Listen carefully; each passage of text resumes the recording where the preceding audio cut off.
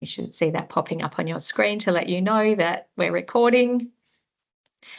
So I'll just start firstly by saying welcome and thank you so much for making the time to come today and prioritising your organisation and learning about the Ingrained grants. I'm joining you today from our Ingrained office, which is located down in the Byron Industrial Estate.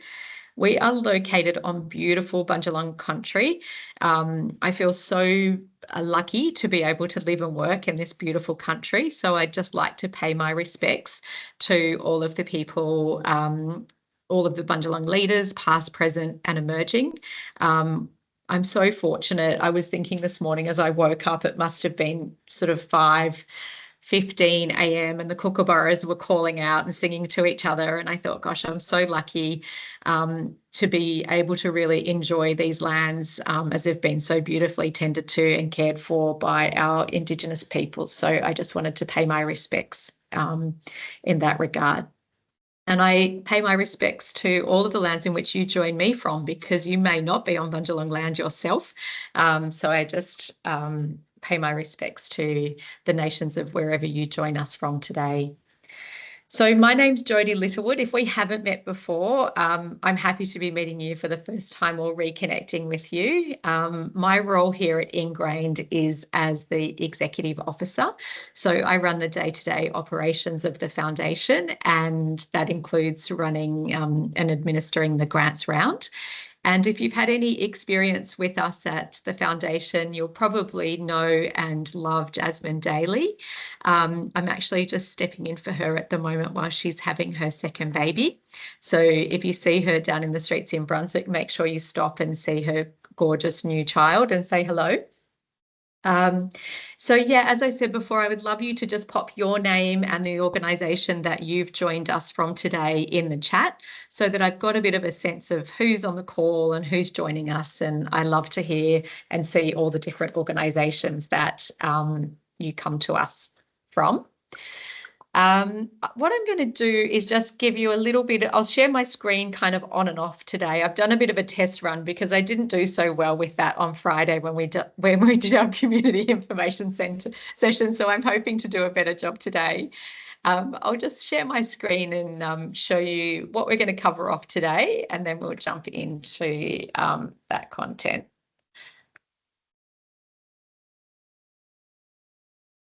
So essentially, we'll start off with a little bit about the Ingrained Foundation, and I'll do that by sharing a short video with you.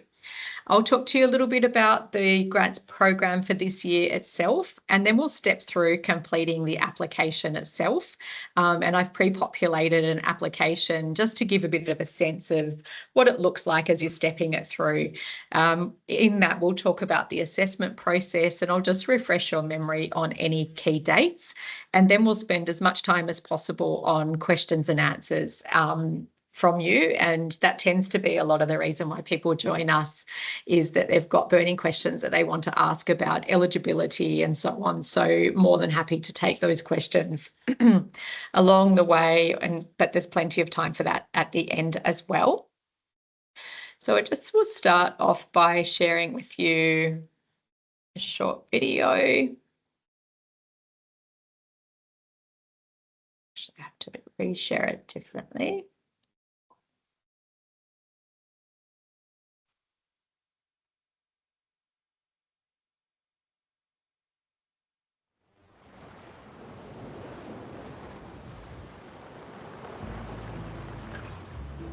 Ingrained Foundation is a Bundjalung-based not-for-profit funding platform. We take contributions from local businesses, the community, and people like you, and we give that money back out to grassroots Northern Rivers-based not-for-profits through emergency relief funding, our annual grants program, and also multi-year partnerships.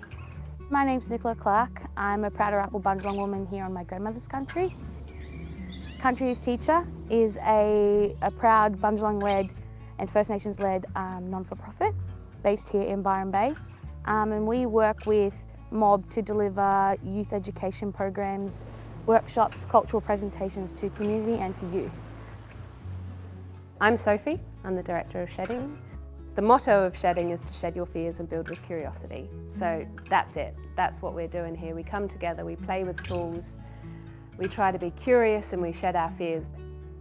Human Nature is a youth mental health charity that works across the Northern Rivers region, working with some of our most vulnerable and at-risk young people who are very much in need of therapeutic support, but for whom conventional clinical therapeutic approaches are not well suited.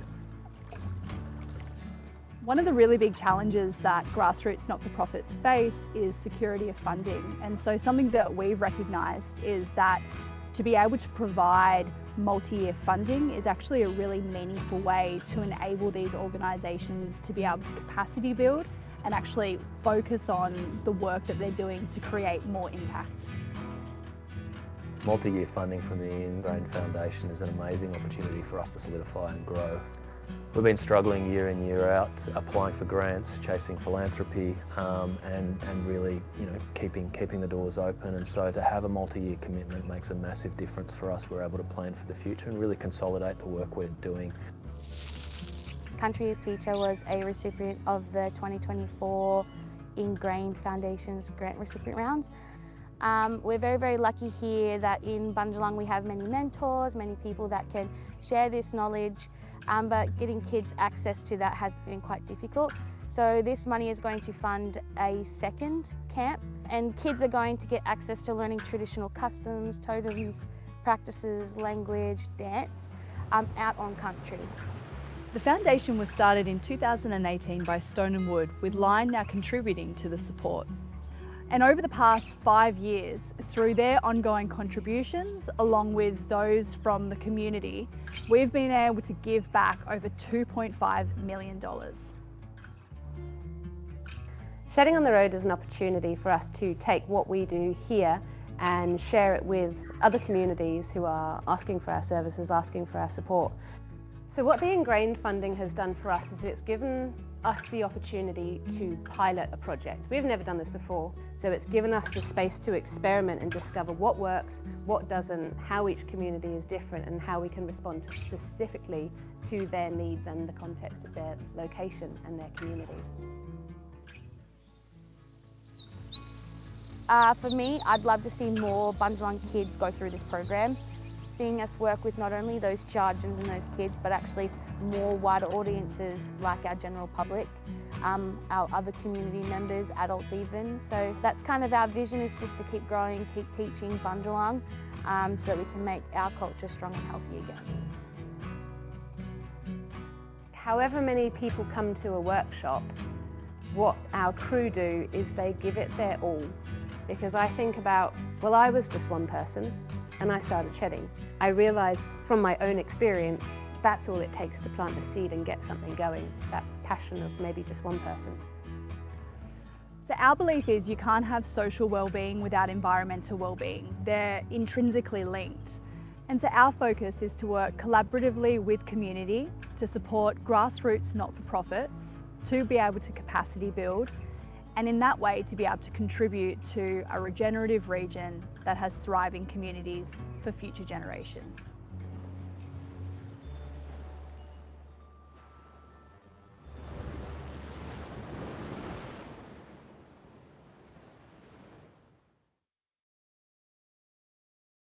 I'm happy to see that that worked today. I had a lot of technical challenges with that video on Friday, so I'm really pleased to be able to share that with you today. And welcome to all of you who have just joined us in the last couple of minutes. I would love to hear from you in terms of how you heard about the Ingrained Foundation, just to give me a bit of a sense of what experience that you have with us already, and where our starting points are with one another. So if you could just type those into the chat, that would be amazing.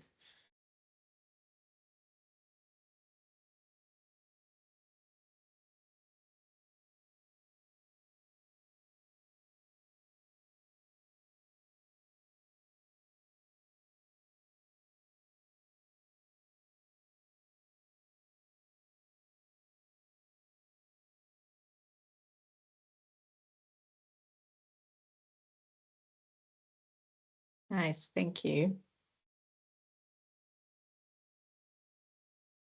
Fantastic.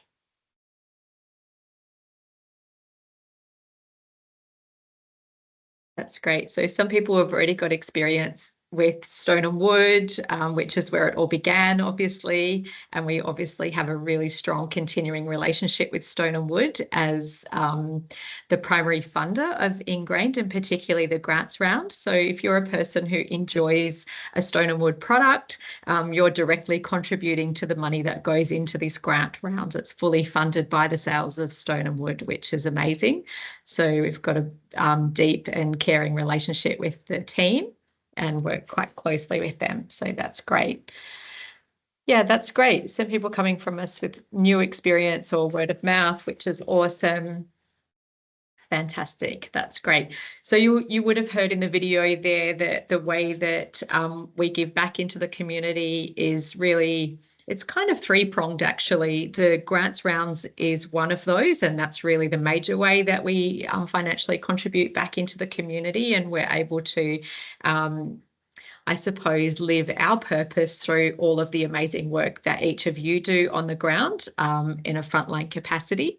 So the grants round is the first one. We've got a small number of multi-year partnerships that we are already engaged in the community. That's another way. And then we also offer emergency relief funding when different events occur in our community. So they're the three funding mechanisms that we have as a foundation. And if you don't already know this, we also have a beautiful office space here in the Byron Industrial Estate, and we have a fantastic boardroom, and we offer that space to our not-for-profit partners or any not-for-profit that's operating in the Northern Rivers region to use that space free of charge. So we'd love to host you and just offer that great space for board meetings, strategy meetings, or team meetings. It's a really excellent space for things like that. So there's a number of ways that you can be involved, or we can be involved with one another outside of the grants program. But today, obviously, it's all about the grants. So I'm going to jump in and just talk a little bit more about that. And we'll go to the grants program itself. So this year, as you know, the grants program is actually now open. We opened it on the 3rd of March. And of course, we had our friend Cyclone Alfred just deciding that he was going to roam around our shores around about the same time. So it was very disruptive for our community. And naturally, people weren't thinking about applying for a grant in that moment in time. It was very much about preparation. So we've extended the window of application of the grants round to now close on the 10th of April, just to accommodate and give space to the community to regroup after all of that preparation and obviously impact, and then focus on the grants. So we've got $150,000 as a funding pool this year.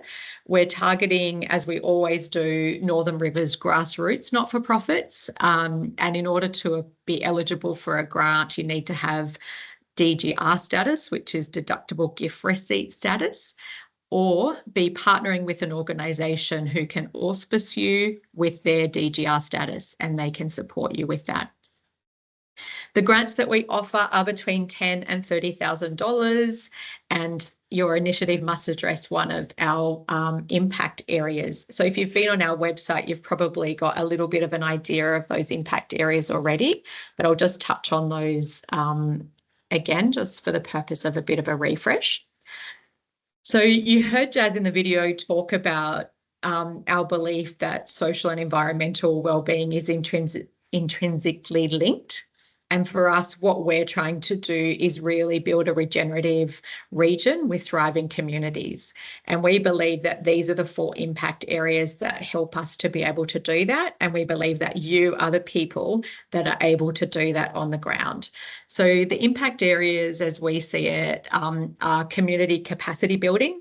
So this is probably easiest thought of building new skills. So that might be new skills in an individual or a group of people or an organisation. We've also got an impact area around ecological resilience and climate action, which is pretty straightforward. So anything that's around regeneration, resilience, preservation, it could be around educational advocacy in the space of climate action. When we jump over to systems change and social innovation, what we're really talking about there is anyone who's working to shake up the system, if you like. If you've got programs that are an innovative way of doing things, that they're disruptive, they're not things that have been done before, they are changing the system by which we operate, they're new impact models, they might be new economic models. That's the kind of grant that we're looking for in that impact area. And probably the simplest example I've got for that is human nature adventure therapy that you saw in the video.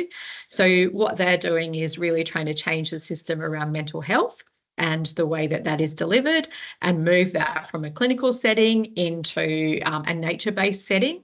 And what they're doing is really testing the outcomes that they're able to get from the youth that they are servicing as a way of really disrupting that model of clinical-based practice that it simply just is not working for all people. And when we jump into the fourth impact area, that's really around social cohesion. And I really think about this as in its most simple terms as any program or anything that your organisation is doing that is helping with inclusion in the community. So that could be underrepresented or marginalised groups in the community and trying to improve capabilities or wellbeing outcomes for that community. That would sit in the space of social cohesion.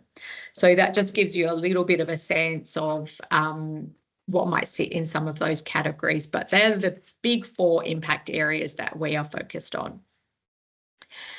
So if you were applying for a grant with us, the way that you would go about that is you would be jumping onto our website, and if you go to the About Us, I'm just going to give you a little bit of a demonstration of the kind of how to get there, and then I'll actually give you a live demonstration of I'll show you a form that I've prepared earlier. So if you go on to ingrainedfoundation.com.au, this is where you will land. The way to access our grants page is just to jump into About Us, and you will see the grants apply.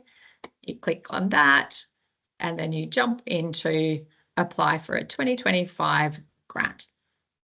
What it's going to do is take you to this live application form, which is hosted on a platform called Jotform.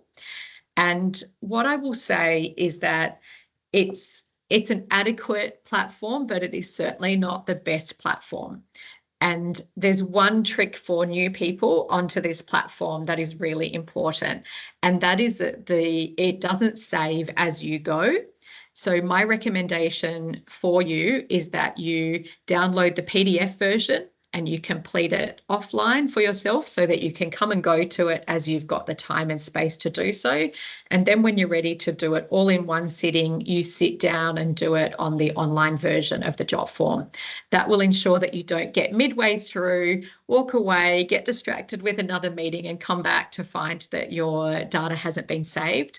And if you've ever done that before, as I have, it is the most frustrating thing because you realise all the time that's been lost in that. So my recommendation is download the form and work on it offline. So this is what you'll see when you jump onto the Jotform.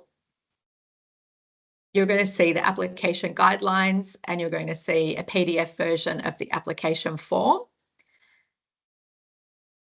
And then you're going to be asked to start the grant application. So I'm going to just take you through a couple of those areas. We might actually go back to start with the application guidelines. I've just realized that mine is in the back end. So I'm going to stop sharing and I'm going to jump off and open it in a different document. So just give me 1 second.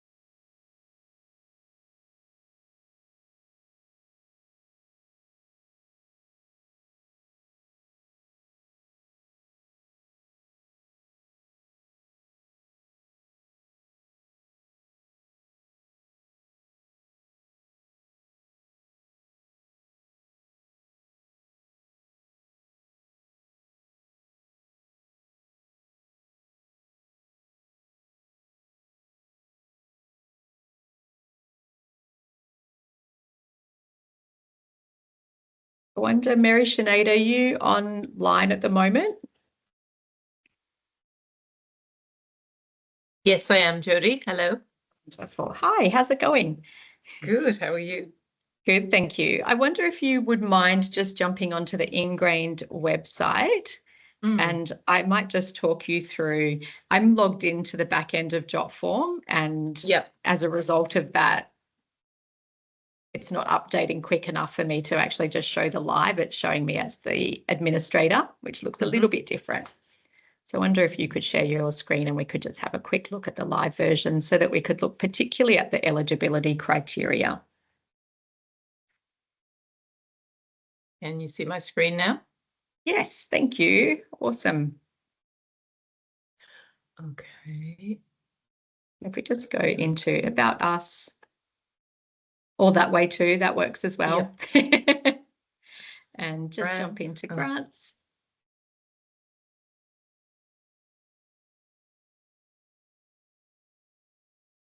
And if we go into Apply Now.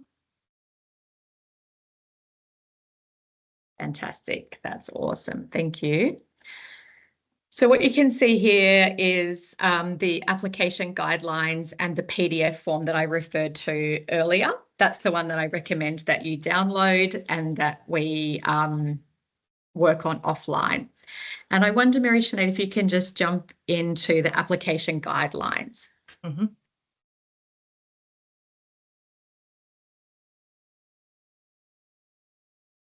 Thank you. Awesome. So what you'll see here, it's quite detailed, but I'll just give you a few of the headlines, particularly around the eligibility criteria. So some of this gives you some background around Ingrained, which you saw on the video. It talks in a little bit more detail around those 4 impact areas that we've just covered off. And then what people care about most is the eligibility criteria. So this is what we're talking about here. And I just wonder, Mary Sinead, if you can make that slightly bigger. Maybe it's me. I'm at an age where glasses are only just doing their job. No, I'm the same. Just doing their job. I always have to adjust it. Thank you. Thank you. Okay, so in terms of the eligibility criteria, the key components for us are obviously, the first thing is grassroots, not-for-profit operating in the Northern Rivers, and that's covered by 7 local government areas, and there's a map included in the guidelines there if you're confused about what LGAs they are, but you'll be able to find those there. Other criteria, obviously, is that it must be, just go back up, Mary Sinead, if you don't mind. Thank you. Other criteria is that it must, your program of work must fit within one of those 4 impact areas that we talked about. You must be a not-for-profit with DGR status. And you must be implementing your project in the Northern Rivers. So not only be from the Northern Rivers, ideally, but your project must be impacting people in the Northern Rivers. Your project must also have a distinct set of milestones and outcomes. And what I mean by that is that we're really looking to see a bit of a project plan in place around that. So what is it that you're trying to achieve in your project? What are the key milestones that you see that project actually taking? And what are the outcomes that you believe will be delivered as a result of this project? And the project must be completed by next year, the 30th of June, 2026. All of the applications and any documentation must be in by 5 p.m. on the 10th of April. And the other eligibility criteria is that you have not received a grant from the Ingrained Foundation last year. If you have received a grant from us in previous years, it's absolutely fine. You can definitely apply and we encourage you to do so. We have just changed it this year so that it's not year on year, because we want to, obviously we've only got $150,000 and we've got lots of great worthy organisations that we want to be able to share that love with as well. So we ask that you take a rest in the following year if you applied last year, and we open it up to other organisations that may have not applied before or not been successful. So they're the main ones. They're the big ticket items for you to be mindful of when you go through the process itself. Thanks for that, Mary Sinead. That's very helpful. You can stop sharing your screen now. What I'll do is I'll actually just show you one of the something I prepared earlier, if you like, in terms of the form itself. Rather than do it online and bore you with all of the different steps of that, I thought I'll quickly mock one up so that I can show you what it would look like at the end. So I've got a bit of an example. I've made up a project, by the way. So if this has any relation to any program or project that you know about already that is already in existence in the world somewhere, it is by accident rather than anything else. I just wanted to have something to be able to show you today. So this is essentially a completed version. So as you go through the application process, you're going to be asked all about your organisation so that we can understand whether or not you qualify. This is all about where you're operating and where your project is going to be implemented, making sure that you've got DGR status and so on. We'll ask for the name of your organisation as well as your ABN at that point in time. And then we're going to ask you a brief description of your organisation. So this is where you might include your purpose, your vision, or your mission. So for example, I've entered this as the name of my organisation being Fill Me Up. And our mission is to provide free lunches to hungry children across the Northern Rivers, ensuring that they have the nourishment that they need to learn and grow. And we aim to address the issue of childhood hunger, impacting 1 in 4 children. And what I would say to anyone applying for a grant is whatever evidence you have or data points you have, this is great to include throughout your application. So if you've done a survey, you know that there's data from ABS or your local council that supports your program and why your program exists, then absolutely, we'd love to see that as well. So first we'll ask you for that brief description.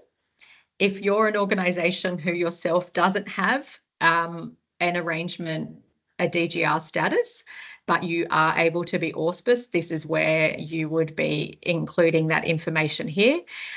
If you don't have someone who can auspice you and you are very keen to apply for a grant, just get in touch with us and we will introduce you to organisations in the region who do offer auspicing as part of their service.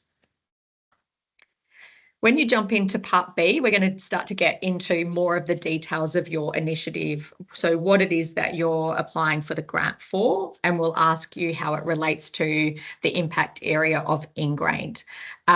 You can definitely select multiple, but I really just suggest that you pick the one that's got the most connection, whether it be social cohesion, ecological resilience. Just choose the one that feels most aligned to the program that you've got. I often find that as we're reading the applications, they naturally do sit across many areas. So, you know, try to think about it as just what's the most connection that you've got. Where we move on to from here is just getting into start date and end date of initiative. And that is so that we know when we need to pay you if you're successful, and also ensure that you end your program within the financial year of payment. The next question that you move into is defining the need or the issue that the initiative will address. And so here what I've done with our example is just to look at what is it that we know about the Northern Rivers need, and that's the 1 in 4 children. There's evidence around that. And then over the past 12 months, we've seen a 35% increase in the number of schools reaching out for school lunches surveys. And that's just having as much evidence to, we know the need exists and this is what we're going to do about it. I also talk a little bit about food insecurity, but if you have ever done a grant before, you're probably very good at connecting your program to the need of both the person who's offering the grant, but also the initiative and the need in the region. So this particular grant that we're applying for here is all about scaling up the lunch, the school lunches program. So that's the name of the initiative.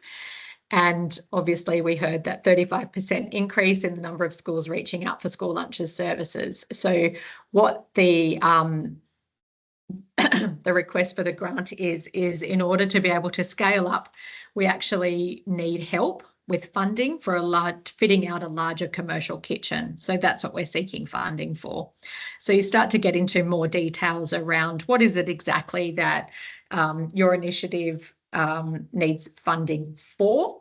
So here I talk about school lunches overall, how they're put together, how they're designed. That starts to give us more depth around understanding the program and exactly what we're going to use the money for. So that helps. In this case, that helps us scale up and fit out a larger commercial kitchen. You'll then be asked for the main activities of the initiative and who the key beneficiaries are. So I've really separated this out into direct beneficiaries and indirect beneficiaries. So it's pretty straightforward in this case, the direct beneficiaries being the primary school age children in the Northern Rivers, and how many lunches we're going from and to, and how many additional children we will be able to support as a result of that. And in addition to that, just a bit more depth about what we believe that will do. So in addition to having healthy lunch and not being hungry, children will also have improved concentration, social cohesion, inclusion, nutritional education, and improve their overall well-being. And then you see the secondary or the indirect benefits come to the school through those children being well fed. That allows them to maintain their focus, and that benefits the entire classroom and ensures that the teacher is able to focus on teaching. And then again, secondary benefit is to the parents of the children with a reduced financial strain on providing a healthy school lunch. So you start to see that the application really just encourages you to get into more detail about the specific program that you're working on and how that grant money would be used and what you believe the outcomes will be. It will ask you around what you see as the key measurables and outcomes from the initiative. So I've put in here some examples of what we would see as, a good set of measurable outcomes. So, a school survey, for instance, where we asked around, we could see the number of increase in students accessing the school lunch. We could see proportions of improved concentration, school attendance, behaviour, and teacher time on classroom. So there's some real tangible ways of measuring this program of work. In terms of the listing out the key milestones and timeframes for the initiative, this is an excellent place to put a project plan if you have one, or you could do a simple spreadsheet or a simple Word document that would also do the trick. And the key milestones for this program could look a little bit like this in a project plan setting. So securing the lease agreement, purchasing and installation of the new equipment, inducting the volunteers on how to use that new equipment, engaging the schools, commencing operations, review, adjust and survey outcomes. So that just gives you a bit of a flavour. This again, it's not, a perfectly formulated grant, but it gives you an idea of the sorts of things that we're looking for. What's the amount of funding needed to complete the initiative? So a budget summary can be a simple Excel spreadsheet. Again, this is a great place to put that. And we've got lots of areas throughout the application where you're able to upload your documents directly to the application form. And in this example, what we would be looking for when it's about funding a kitchen fit out is we would want to see quotes for that equipment from reputable suppliers and have a really strong sense of exactly where the money is going to be spent. And a spreadsheet and quotes are the best way to do that. In some instances and in bigger projects and programs of work, we might not be the only funder of this program of work. You might be seeking grant money from multiple people at the same time. So it's also good to include where else you are getting money. So if your project is for $50,000 and you're applying for 30 from us, what the 30 is going to be spent on and how you're actually going about securing that other 20 is really helpful so that we can see that the project will go ahead. That's what we're really keen to secure. This one here, the question that we ask is future funding required for the ongoing sustainability of this initiative? And that varies. So I've seen lots of different responses to this question. It's very personal. In the case of this particular application that I've put together, we've talked about the ongoing funding that would be required is all around maintenance of the equipment that's been purchased, and that would in the future come under the operating costs of the organisation and how that gets covered by annual fundraising.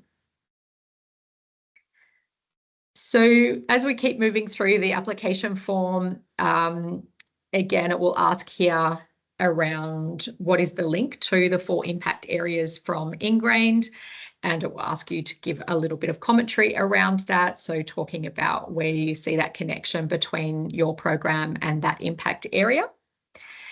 And then this question here is, if successful, is the amount you are seeking from Ingrained the only funding required? As I talked about earlier, just adding where you get that additional source of funding is really helpful. Will the initiative go ahead regardless of our funding? Now, this one is usually, it's often no, because that's the reason why you're applying for grants funding in the first place, is because you have no other funding. But there are some small examples of where an organisation is funding that thing regardless. They are going to make it work. So they would take that from their own savings. But ideally, they want it to be grant funded. It's totally, we don't bias either way, is what I'm going to say. Whether you say yes or no, it has no bearing on whether or not you would get the funding or not. So we just want to know where you are at with that and whether that initiative is going ahead. The final part of the application process is around our measurement and evaluation indicators. This is really for ingrained information. We're just trying to understand the maturity of the organisations that are applying for grants with us and what their operational capability is, what their impact model looks like and their funding structures look like. So it'll ask you a question to rate your organisation's capability across a number of descriptors. You just select one and we get a record of that. The reason why we are doing that, we started it last year. We use that as a way of understanding, basically, if you're a successful recipient, we have a look at the before and after, if you like, of those measurements and evaluation indicators. So we look to see whether or not the grant itself actually moved the dial on any of these maturity measurement and evaluation indicators. If not, that's also okay. We just like to kind of know, is it making a difference across these areas? The other thing that we use this data for is it gives us a bit of a sense of who is applying for grants with Ingrained and what is the level of maturity of the organisations that are coming for grants of this size, so that we can make sure that we get as good as possible at offering what our community needs where they are at. It also sometimes gives us clues to what sorts of capability the organisation itself might need. And in some cases, it could give us some clues as to what the whole community needs. And a good example of that came from last year is we started to notice that actually a lot of our grant applicants really needed some support with grant writing itself. It's not always a core capability within organisations that are not-for-profits that are running very lean. So this year we are offering a grants writing workshop for beginners that helps build the kind of capability of the not-for-profit organisations as well. So this is another reason why we capture this data to see, is there a gap here that we could actually look at for our whole community where we might be able to build some capability. I think that's the very end. Oh, that's not the end. Supporting information, very important. You're going to be asked for a number of different things to upload at this point in time. The only two that are mandatory are the first two, which is the evidence of the DGR status and then a set of financial statements for your organisation, so that we understand whether or not your organisation is financially viable for the year ahead, and that we know that when we give over our grants money that you have enough there to be able to sustain the delivery of that particular program of work in your organisation while we're in partnership with you.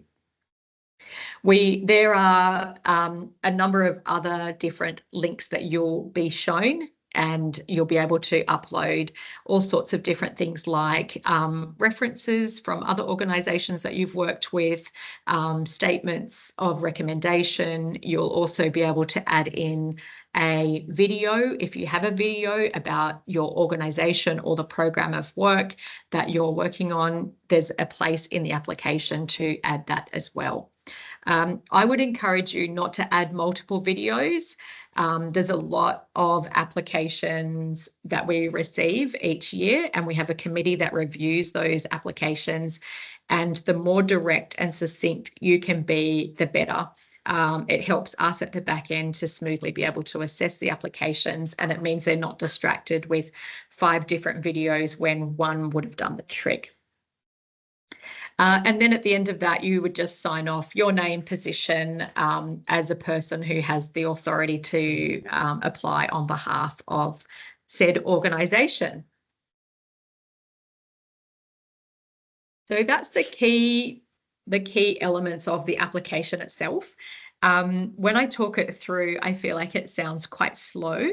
We often get feedback from our community to say it's actually pretty light touch in terms of what we require from organisations, but we're always happy to take on feedback about the process itself, and we're always looking to improve it. So if you go through that application process and you find something works really well for you, or you find something is really frustrating, definitely reach out to me and let me know. We will take those comments on board as process improvements each year to see how we can make that better. So what I'll do now is just talk you through the assessment process itself, and then I will open it up for questions, because that's obviously what a lot of people are really keen for.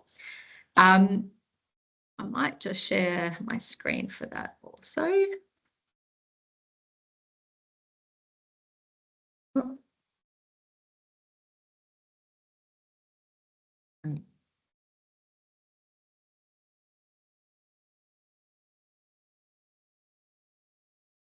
Okay. The assessment process itself. Okay, so all of our grant applications, the first step of that is that they get qualified. And by that, I mean that Mary, Sinead and I look at each one of them and make sure that they hit the eligibility criteria. That's the first step. If you didn't hit the eligibility criteria, we will get in touch with you immediately just to check whether there's been a mistake or anything like that, or anything that can be resolved. Assuming that everybody is eligible, all of the grants are assessed by a committee, and that is so that we eliminate any potential biases that occur in a grant process. So what you see here is a group of people. I think this was either last year or the year before's grant committee. It's usually made up of around about 8 or 10 people from across the Stone and Wood business, across the Ingrained organisation, and we also have Kylie Caldwell, who is our Indigenous consultant, and she's involved in the grant process as well. The grants are scored across a range of different areas, and those areas are what we ask you questions about. So whether or not you are impacting in a local region, how the program links to a need that exists in the region, what the program addresses directly, how you plan to measure and evaluate that, what you believe the impact of that will be. So the committee is essentially scoring each individual grant across those areas. The committee then comes together to discuss and decide and debate all of the applications, and the applications at that point in time at a committee meeting are decided who the successful recipients will be, and that of course is often across a range of different LGAs, impact areas, and funding amounts, ranging from obviously $10,000 all the way up to $30,000. We're always looking to get as much reach as we can across the region. We're always looking to get reach across those 4 impact areas, and we're looking to fund a range of different types of programs of work as well. So to give you some sense of things, not everything's a $30,000 possibility when you've got a $150,000 pool. So last year of that, we had, I think, 2 recipients who were in that $25,000 to $30,000 pool. And then the other recipients, of which there were 6, were ranging between $10,000 and sort of $20,000 for their application. The committee then takes that recommendation to the Ingrained board, which is independent, and then the decision is final at that point in time. So from that point, then it's back over to me, and I come back to everybody that has applied, whether you were successful or not, and communicate where things have landed from the assessment process. So yeah, these were the grant recipients of last year. So 2, 4, 6, there was 8.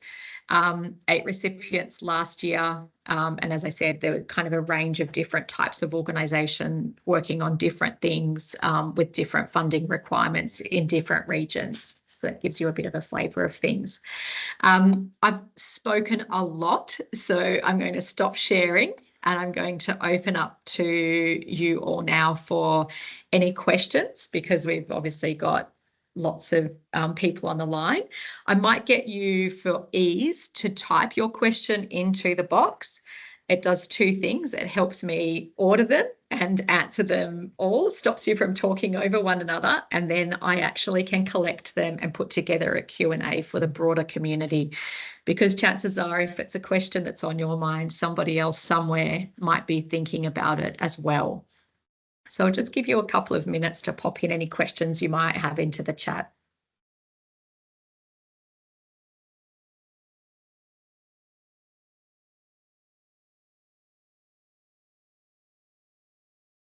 Yes, Shanti, you can apply for a grant for an existing program. Yes. Often we've got programs that are year to year, I should say applicants who have programs that run year to year, and they are only funded year to year. So absolutely.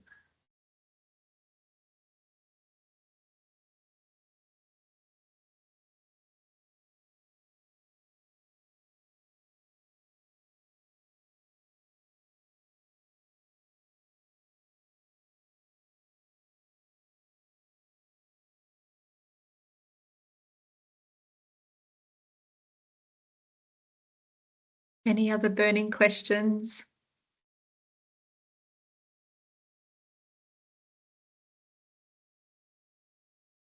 Hi, Greg. It's a great question.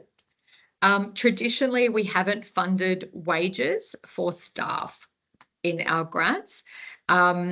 It's probably a bit of a case-by-case basis. What we have done is we've funded the uplift in capability of existing staff. So, for example, we've got, I think it was Family Support Network last year, who do have staff. They needed to be able to roll out a particular program, and their funding actually went toward getting their current staff accredited in a nationally accredited program that then they could roll out into the Northern Rivers community. So it was kind of lifting the capability of the individuals that were already there. It is a tricky one though. So if the program can't go ahead without staff, I think that is something that we should consider. in terms of the application, because there are some really worthy initiatives out there. And we've got grassroots organisations that don't always have all of the staffing available to be able to deliver those. So I would say apply, or we can talk about it sort of offline. I would say apply if you've got a really strong case for a need, a community need, and a really strong program that you believe will address that need. I would be prepared to put it into consideration.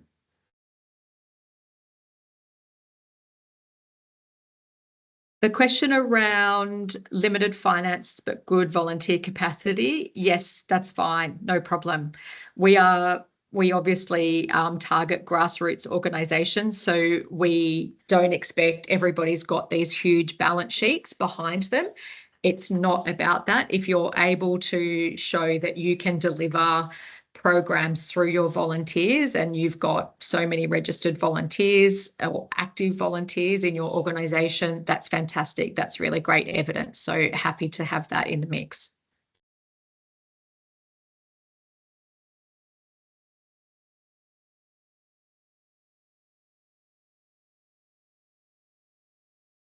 Any other burning questions?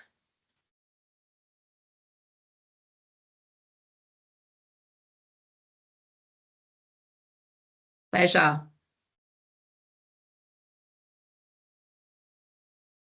Do we require in-kind contributions? I wonder, Greg, do you want to just unmute and maybe say more about that so that I understand the question?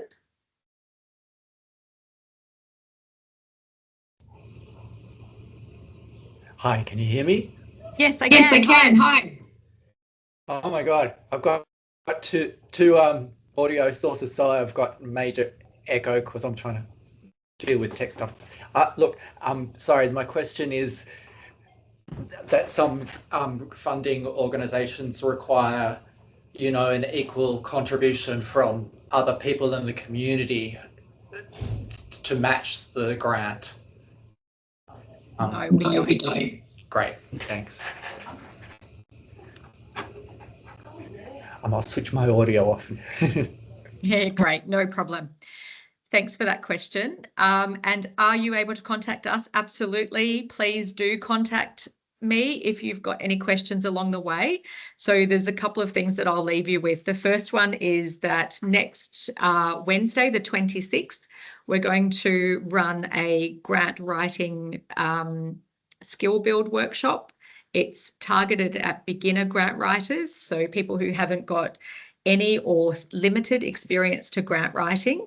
We're going to run an hour-and-a-half workshop that'll be hosted by Ingrained and run by Natalie Woods, who's an experienced grant writer. And we wanted to offer that to the community as a way of just helping people get some more hands-on exposure to grant writing. So if you haven't already let me know that you would like to attend that, just pop your email address in the chat box. Many people let me know already through the registration form for this session. So if you did that, I've already got your details down and you've probably already been invited. So just pop your name and email address in the chat if you're not invited so far and you'd like to join. In terms of getting in touch with us along the way, absolutely. I'm going to share the best way to do that on screen. Happy to answer any questions for you along the way. The best email address is hello@ingrainedfoundation.com.au. That inbox is looked at Monday, Tuesday, Wednesdays. So they're the best times to get in touch. And we're pretty quick to respond on that inbox, particularly during grants round. So if you've got questions about, you know, how to answer a particular question or you're not sure what the question means, please do reach out. I would hate to think that people were sort of struggling and didn't know how to answer the question and therefore kind of got stuck. So yeah, absolutely reach out. Just check any other questions. Okay.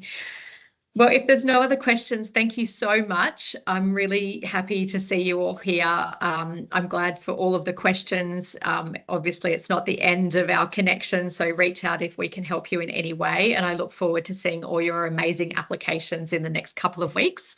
Remember that grants close on the 10th of April, so make sure you get it in before then. Thank you.